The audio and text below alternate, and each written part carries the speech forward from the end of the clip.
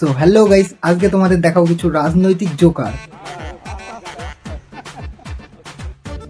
তো ভোট পাওয়ার আগে এরা মাটির মানুষ হয়ে যায়, আর ভোট বেরিয়ে গেলে এরা আবার সেই মানুষকে মাটির নিচে ছেপে দেয়। না, এরা রাজনীতি করতে এসছে না সার্কাস দেখাতে এসছে, এটা আমি বুঝতে পারছি না। ঠিক আছে,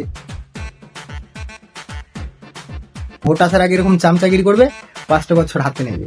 ঠিক আছে, এটা হচ্ছে বিজনেস, দিস ইজ বিজনেস। আরে বাড়া, এগুলো কি ভাবা যায়? এমএলএ ক্যান্ডিডেট হয়ে তিনি নাকি মশলা বাটছে।